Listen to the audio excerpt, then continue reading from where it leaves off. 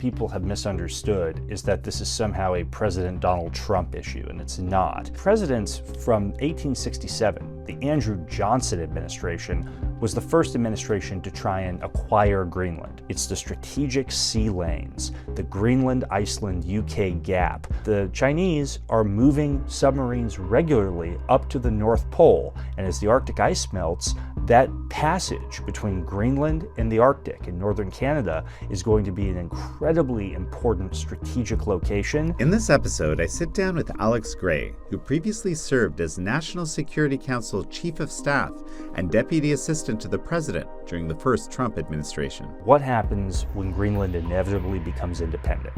And that's where we get to what I call the Solomon Islands scenario. Now, he's a senior fellow at the Atlantic Council and co-founder of American Global Strategies. We will wake up and we will have, just like in the Solomons, we will have People's Armed Police or Chinese militia running rampant in Greenland, and that is a lot bigger threat to us than anything that's happening in the Pacific Islands. This is American Thought Leaders, and I'm Yanya Kellick.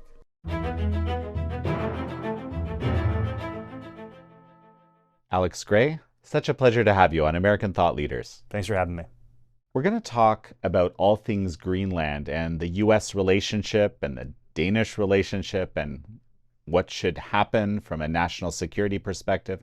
Before we go there, I want to talk about something that Undersecretary of State Sarah Rogers said in a recent post. She said, "Partisan hacks spent years peddling phony Russia collusion hoax while turning a blind eye to the sprawling web of far-left activist organizations who push the agendas of the Chinese Communist Party." So here you are sitting in the seat. You've made the Chinese Communist Party a study for a while. What's your reaction to Sarah Rogers' comments? It's about time. It's about time someone at that level in our government says what I think people have known, both people like you who study this on the outside and people who served in government, know that it's the United Front Work Department. The United Front Work Department of the Chinese Communist Party makes it its business, whether it's the United States or Australia, other Western allies, to infiltrate civil society, infiltrate key institutions with the goal of sowing discord. That's what they support. Far extreme elements of both sides of the political spectrum, but particularly the left, and they do everything they can to sow chaos with the goal of undermining societies and undermining governing structures so they can accomplish their political ends. And I think Mrs. Rogers made it's valid, and I just wish it had been said earlier. Organizations like Code Pink and People's Forum so she made kind of a point of mentioning them. And these are organizations that are involved, I think, unambiguously with fomenting some chaos or protests. Tell me more about how this works. So look what the Soviets did in the Cold War. The playbook really hasn't changed that much. They called it active measures. The Soviets made a very professional effort to sow discord in the United States. And the Chinese have inherited those lessons, and in many ways they've refined them and they've made them more sophisticated and more effective. And the goal is to use organizations that are partisan, that are extreme, that sow disunity and disharmony within American society to create wedges that make us vulnerable to the CCP's division. And the more divided we are, the harder it is for us to resist the CCP's ultimate political objective, which is global hegemony. And the American people are the last bulwark against CCP hegemony. If they can divide us, confuse us, keep us at each other's throats, they will have an easier path towards their ultimate goal. Well, so actually this is a perfect foray into talking about Greenland in a way. So why is this such a big issue right now? And maybe actually let me backtrack a little bit. Why is it a big issue at all? Sure. Yeah. So to start with, why does it matter? Why is it a big issue? I think what people have misunderstood is that this is somehow a President Donald Trump issue, and it's not. President Trump has just been extremely focused on it for reasons we can talk about and that make good, sound strategic sense. But presidents from 1867, the Andrew Johnson administration, was the first administration to try and acquire Greenland. Woodrow Wilson tried to acquire it in the First World War. Franklin Roosevelt sent troops to occupy it in the Second World War. Harry Truman tried to buy it. Dwight Eisenhower considered buying it. This is a long-standing, important piece of American strategic thought. And what I always tell people is, you start in 1867 and work to today, the strategic logic of why Greenland matters to us has not changed because geography doesn't change. The only thing that's changed is the American president and the adversary that we're trying to counter. So in the beginning of this history, it was Great Britain. We were worried about Britain gaining control of Greenland and then threatening us and post-Civil War. Then in World War I, obviously, we worried about German U-boat bases being built in Greenland. In World War II, Denmark was occupied. The colonial master in Greenland was occupied. We were very concerned, and they actually did land, German raider parties landed in Greenland, set up radar stations, and they were actively planning to build U-boat bases to menace U.S. shipping that was doing Lend-Lease convoys to the Soviet Union. Again, then, of course, the Soviets in the Cold War, this led to the famous 1951 treaty that we signed with Denmark, which was still in effect today, which gives us bases and pretty extensive military access to Greenland.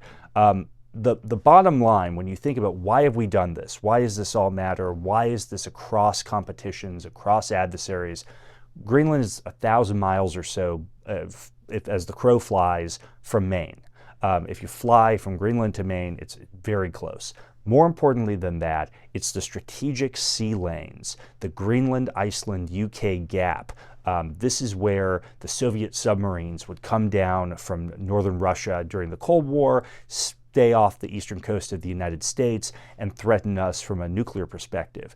Now, the Wall Street Journal reported just a couple weeks ago that the Chinese are moving submarines regularly up to the North Pole. And as the Arctic ice melts, that passage between Greenland and the Arctic in northern Canada is going to be an incredibly important strategic location.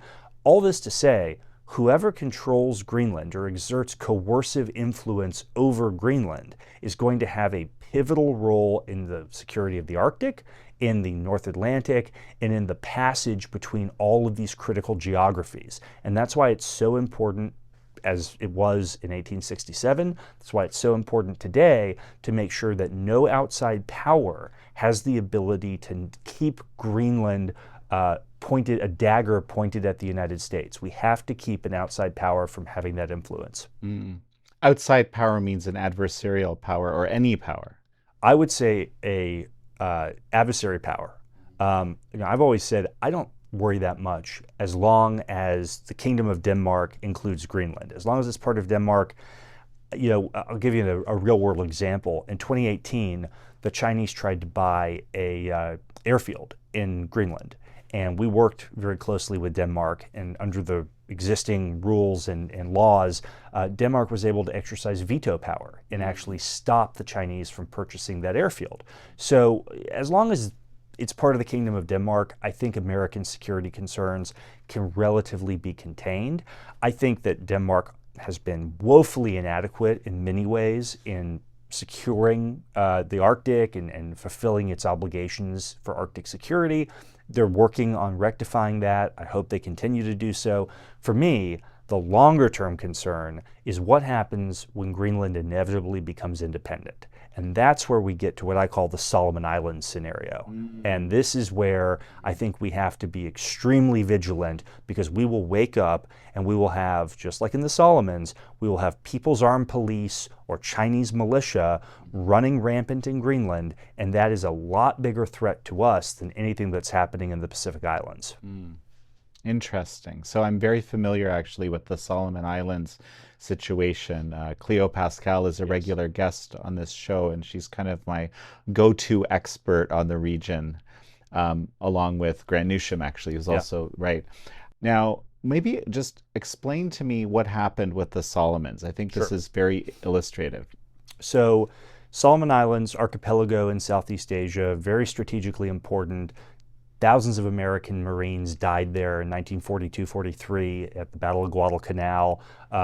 Hugely important sea lane connecting the Southeast Asia and Australia.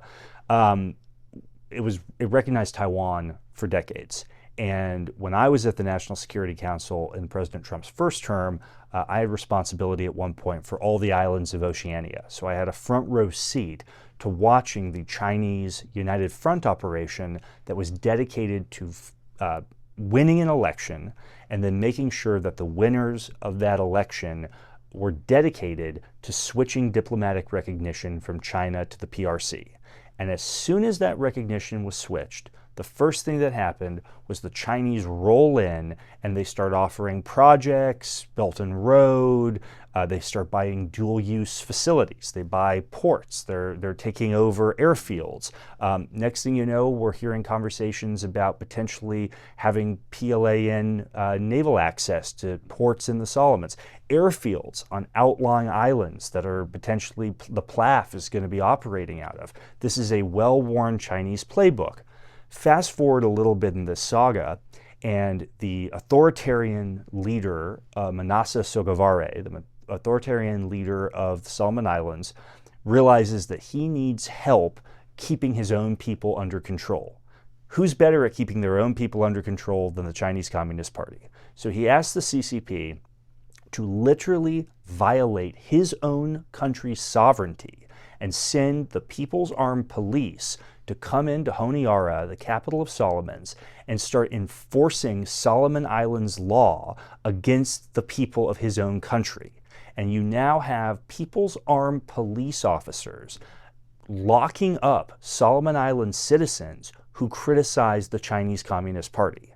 This is an extraordinary threat to our Australian friends, who, by the way, up until this happened, they would insist they had it all under control, nothing to see here, this is going to be totally fine, keep your Yankee nose out of it. And next thing you know, you have the People's Armed Police running around in Honiara, a critical strategic choke point in the region. That's what I call the Solomon Islands scenario. And that's exactly what I think will happen to a Greenland that becomes independent without a larger American security role to ensure that we don't have this type of what I would call colonization. Mm-hmm. Alex, one quick sec. We're going to take a quick break. And folks, we're going to be right back. Did you know that only 26% of young people trust the media these days? You wouldn't see this happening back in the old days. Journalism was just that, journalism. You would just focus on getting the facts, and you'd get prominent perspectives from different voices, all to try to get a clear overall picture of what was going on. What's right or wrong, that's for the reader to decide. That's for you to decide. But now journalism has almost become a kind of a team sport. They pick a side and they stick to it. And that's just how they do their business. But if you're tired of cross-checking each and every fact, I want to invite you to try the Epoch Times. Basically, for pennies a day, you're supporting some of the best independent journalism in the world. So please hit the link below and subscribe to the Epoch Times. Read the news that the White House is reading every day. And we're back with Alex Gray, Senior Fellow at the Atlantic Council. Laurie, and the Greenland independence scenario is not some new idea, Right? But before we go there, so you were at the NSC when all this was happening. Why didn't you guys do anything? We did as much as I think we should have done more. We fought at the NSC under the leadership of Matt Pottinger. We fought very hard to try and get our own government, frankly, the State Department particularly, to care about this. And the State Department has long, as you know, felt that we are wasting our time trying to stand up for Taiwan's remaining diplomatic allies. And so it was essentially the Trump NSC versus the State Department, and the State Department won. I'll never forget, Matt Pottinger and I actually flew to the Solomon Islands, and we went and we laid wreaths with the Taiwanese Deputy Foreign Minister at the Guadalcanal Memorial in a last-ditch attempt to try and keep Solomons from flipping. So the White House did everything we could, but unfortunately our State Department friends did not want to fight. Wow. I mean, it's amazing how quickly this can sort of flip. And, you know, and there were also these heroes like Daniel Suidani, the premier of Malaita province, Yep. who now actually recently passed away. But, after, again, all of this flip, suffered extreme, persecution, which eventually, at least connected with his death, I think. Very illustrative. Yeah. Now, the idea for independence for Greenland is not a new idea. And I mean, again, like, just given the news cycle right now and everything, people might think it is. Yeah. Explain that to me. Yeah. So I'm from the state of Oklahoma and grew up in a place where Native American indigenous history is very real. And so this is something that anyone from where I'm from in the United States, we understand the history of mistreatment of First Nations or indigenous people. The Greenland-Denmark relationship is very much like that, and in some ways even worse. Greenland has been a colony of Denmark for almost 300 years. And there are, if you look at the history of that colonization, it was brutal. It was extremely oppressive, particularly to women.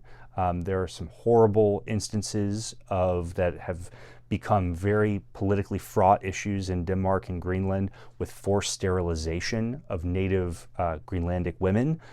So there's a very complicated and a very painful history here that a lot of American indigenous people would understand and relate to. This led in the late 1970s to the first real push for Greenland to start getting greater autonomy from Denmark. And in 1979, they began the path toward home rule. And so they were able to start having elections and having local self-government on most domestic matters. Fast forward to 2009, and there is another piece of legislation passed that sets up a procedure for even greater self-government. And it establishes a formal mechanism where Greenland can seek independence through a referendum and then through a legislation in the Danish parliament that would also have to be ratified. But this sets up a formal constitutional mechanism for a complete separation.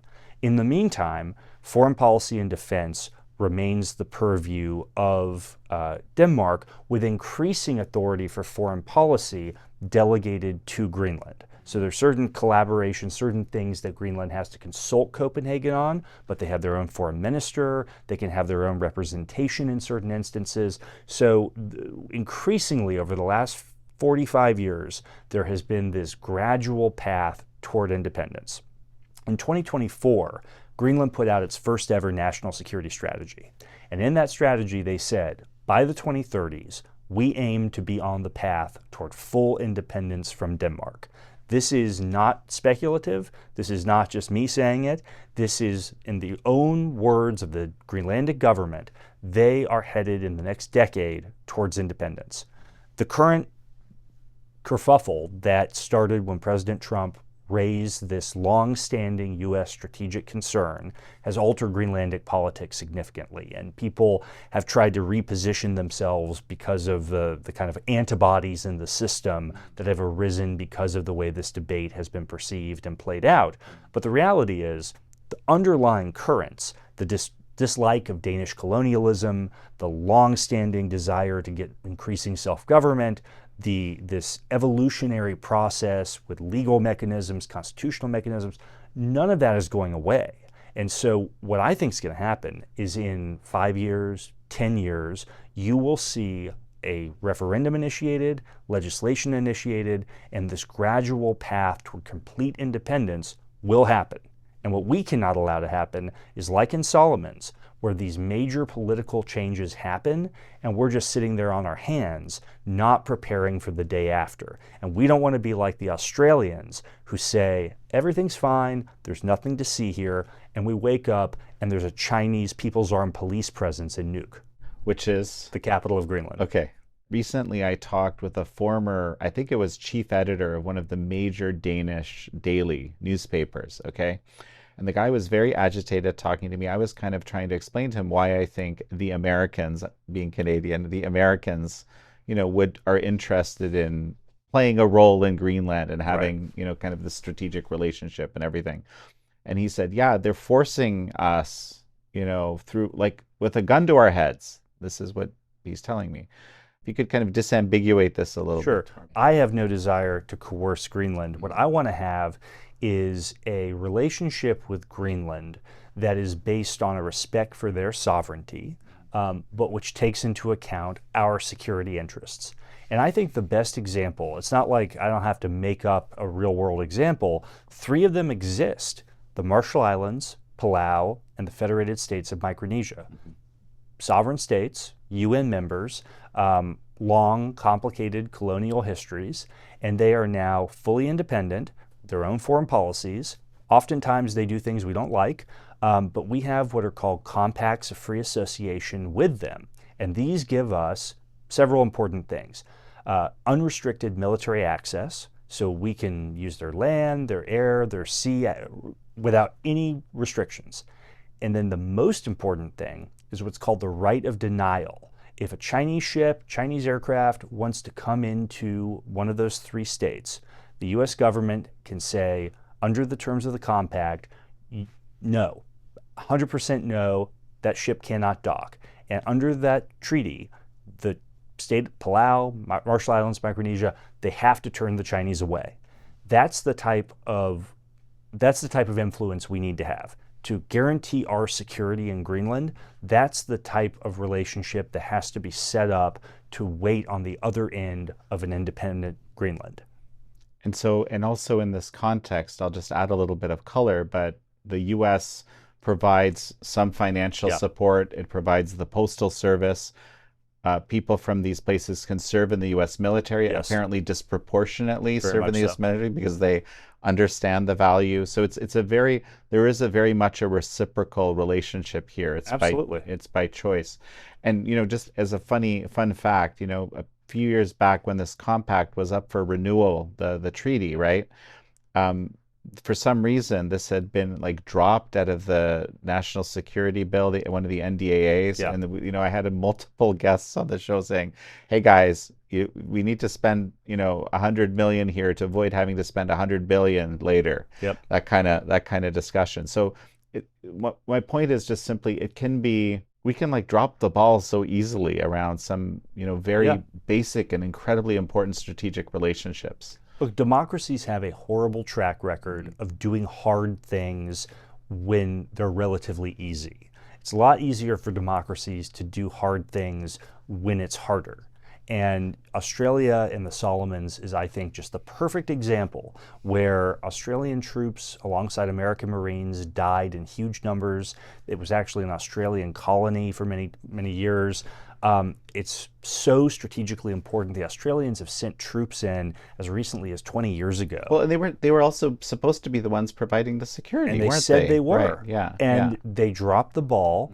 I love our Australian friends, but they dropped the ball. And that's because it's so hard as a democracy to get out there and convince the public, convince your bureaucracy that you should do these difficult things that don't look like they're urgent because nothing's happening at the moment. And then there's a crisis, and then you're on your heels and you're responding from a position of weakness. My position in this whole Greenland debate has been, we have 150 years of strategic thought behind why Greenland matters.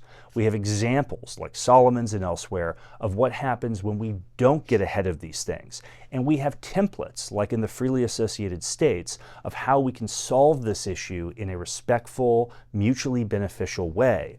Let's not wait. We have all the pieces here. Let's put it all together. And when the Greenlanders decide they want to be independent, it's a really binary choice. They're going to have a great power waiting for them on the other side of independence. Do you want it to be Washington or do you want it to be Beijing? It's a very simple binary choice, and we have all the tools to prevent this from being Honiara. If we can never, the idea of it being Beijing, you've already explained a bit of what that might look like, right? But I think it actually goes a lot further in my mind. Right? It's a route that's a lot closer to China, frankly, than across the Pacific, right? On the side of it. Yeah, it's also, you follow this every day. The Chinese, if they make a decision that something is strategically valuable, whether it's a naval base on the coast of West Africa, whether it's building icebreakers to go to Antarctica, whether it's hydrographic survey vessels off the coast of Chile, a surveillance station in Cuba. I mean, go down and down the list.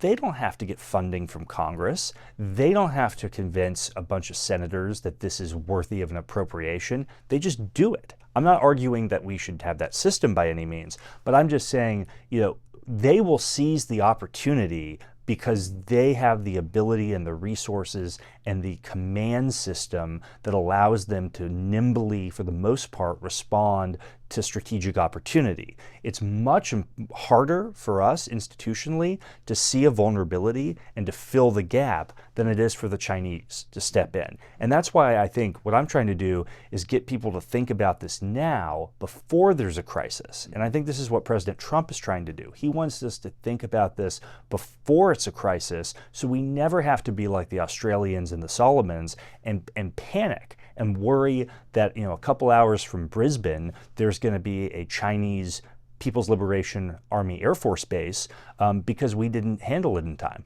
So I'm Canadian, as many of our viewers know, and actually I'm very concerned about Canada from all sorts of reasons, but especially these recent kind of forays into a strategic relationship. And it's very confusing in some ways because I kind of understand, for example, this 51st state idea, which is an anathema, by the way, for Canadians. Like we hate the idea of the U.S. exerting some sort of coercive power against Canada.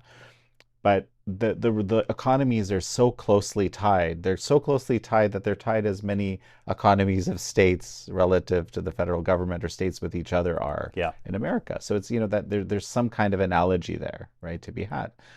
And the geography is it's a similar part of the world as Greenland, right? What would be the concerns for the U.S. of this sort of deepening relationship of Canada with the Chinese Communist Party? Well, look, Canada is increasingly becoming a major strategic weak spot for the United States for a number of reasons. Number one, they spend about 1%. I've heard people argue that in reality it's less than 1% of GDP on defense. And they have shown under multiple prime ministers no interest in doing anything about it. I would almost say to some extent that's just baked into the cake at this point. But it's even worse than that, because that limited percent of GDP they're spending on defense, the Canadians are not allocating in a way that's actually helpful to the Western Alliance, to NATO, and to the United States. So the Canadians are still trying to maintain a rapid reaction brigade that can deploy to Europe. Why on earth are the Canadians, who are spending so little of their limited resources on defense, still trying to do a Cold War-style armored deployment to Europe? They, at the same time, they have an icebreaker fleet that is minuscule. Stephen Harper in the mid-2000s tried to build an icebreaker fleet, and it did not come to fruition the way it should have. You look at the militia, essentially, the mostly First Nations militia that is guarding the northernmost flank of Canada. These are local guides armed with Lee Enfield rifles. The early warning sensors and airborne defense that should be up in an area that's going to be increasingly part of strategic competition. In many places, there are hundreds, if not thousands of miles of the Canadian wilderness that's just totally open and unguarded.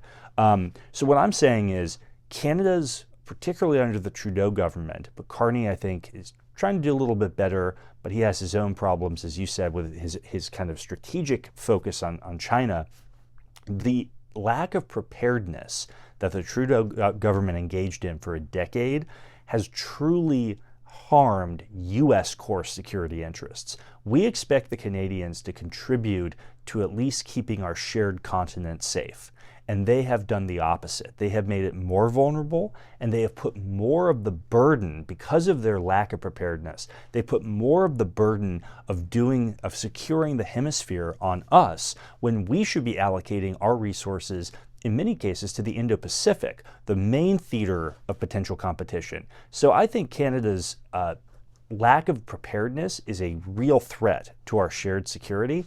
And you add on top of that the way Mark Carney has sought to have some sort of deepened relationship with Canada, or with China. The problem with that is you could conceivably, if he does this, if he does his fantastical, middle power, his Davos speech thing, if he does that, you now have a potential Chinese vassal state that is bordering, that shares the longest border with the United States. Why is the middle power a potential Chinese vassal state? Break that down for me. Because the Chinese don't acknowledge anything but vassal states. That's not the Chinese conception of interstate relations is enemy and vassal state. There is no middle ground.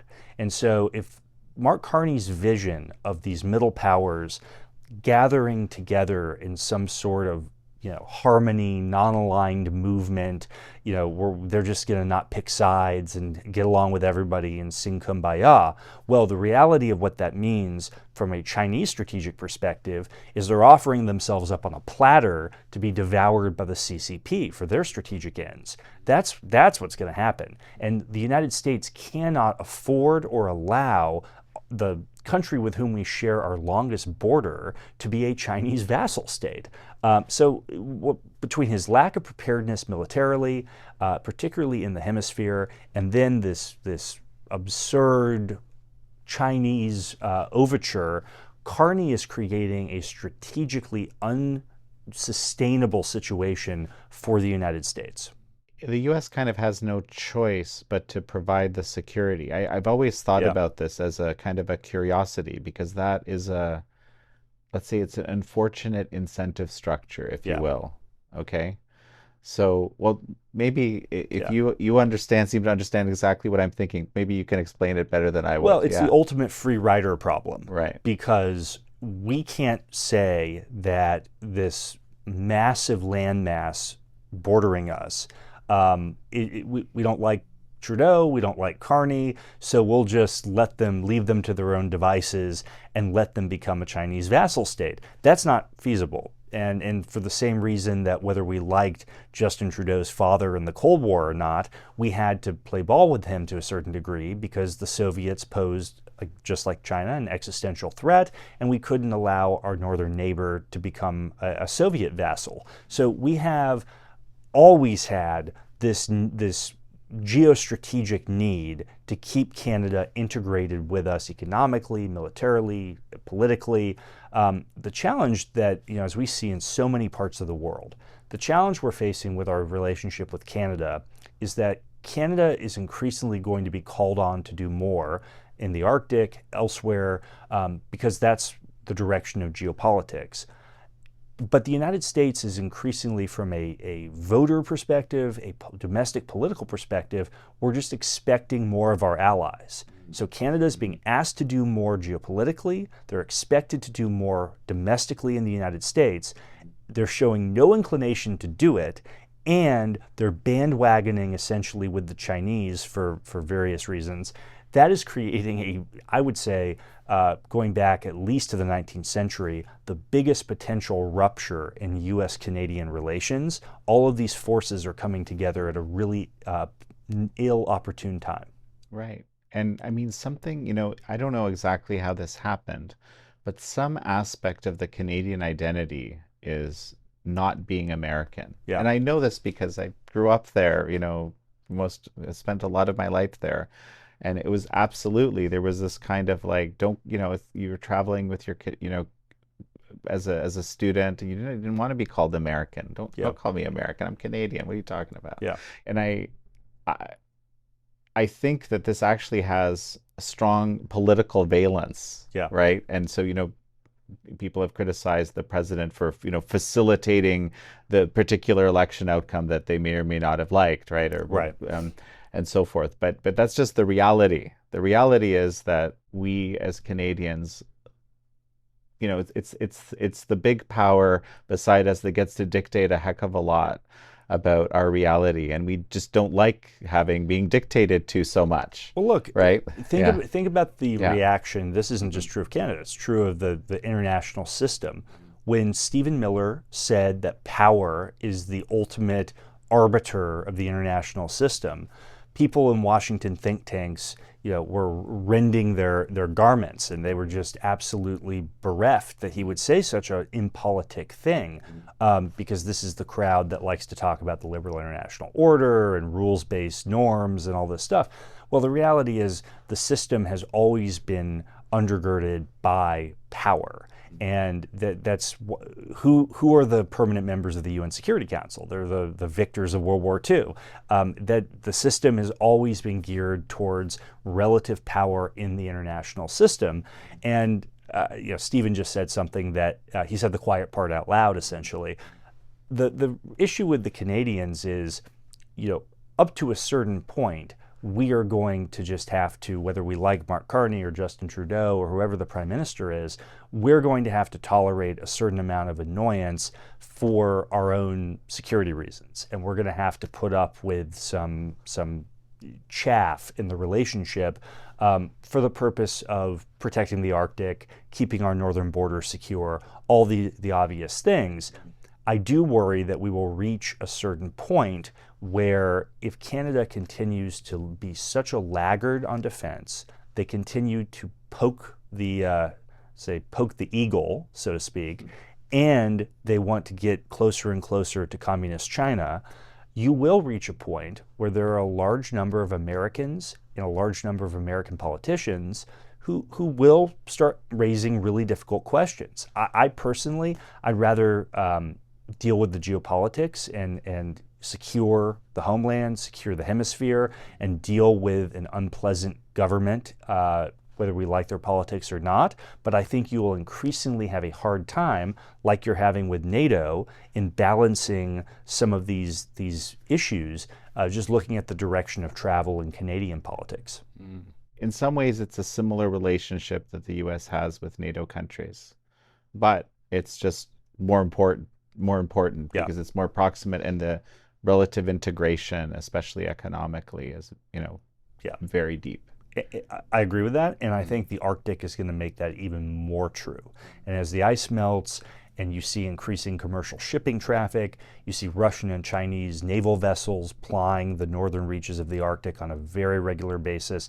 Even now you're seeing it. Imagine what it'll be like in 10, 20 years. We just can't afford a misaligned Canadian government. A Canadian government, we may find their politics obnoxious, we may not like the performative nature of Mark Carney's speech in Davos. That all may be true, but at a certain point, this is about geography, this is about core American interests, and there's really no point in securing Venezuela and securing Cuba if our northern neighbor is vulnerable to becoming a Chinese vassal. So I think my prediction for the US-Canadian relationship over the next couple of years, we're going to have to tolerate a lot of atmospherics that probably grate at a lot of many Americans.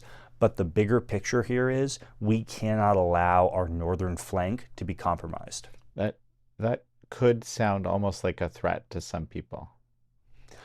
Well, I think we have to tolerate it. I mean, I think we have to tolerate a certain level of kind of misaligned Canadian politics, while at the same time being very direct with them that we just can't, I don't think it is an option for the security of the United States to let Canada become fully compromised the way I think Mark Carney would allow it to if he was left to his own devices.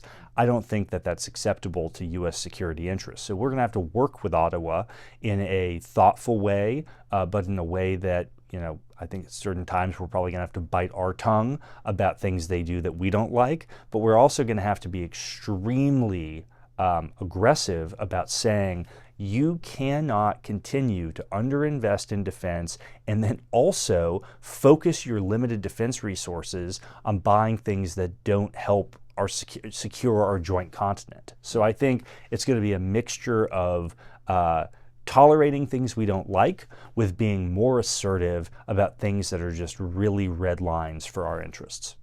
Okay. Well, so This has been an absolutely fascinating discussion for me, and I wasn't even expecting we would talk about Canada, but it became the obvious, kind of the obvious question. Um, do you have a final thought as we finish, perhaps integrating all of this? I think if you read the president's national security strategy, I think he was very clear that I like to use the Russian nesting doll analogy. Defend the homeland, defend the hemisphere, and then project power into the Indo-Pacific. And they're all of a piece. You can't defend your homeland without having a secure hemisphere. And that means from the Arctic to the Antarctic, from the Aleutians to Greenland, everything in between, you have to keep what the national security strategy calls extra hemispheric powers, Russia, China, Iran, from dominating or exerting coercive influence in our hemisphere. And that requires what we talked about in Greenland. It requires this complicated dance with what I think is going to be an increasingly difficult Canadian political system. It requires working with Mexico in ways that, with left-wing governments in Mexico, that's very challenging. So it requires all of these different muscle movements, while at the same time keeping our eye on the ultimate challenge, the ultimate threat, which is the Chinese Communist Party. And if we don't have a secure homeland and a secure hemisphere, we cannot successfully project power to the Indo-Pacific to deter, and if God, help us if it ever came to that, but if necessary, to succeed in a conflict with the CCP. We have to secure the homeland and the hemisphere and then project outward into the Indo-Pacific. Well, Alex Gray, it's such a pleasure to have had you on. Thanks for having me. Thank you all for joining Alex Gray and me on this episode of American Thought Leaders. I'm your host, Jan Jekielek.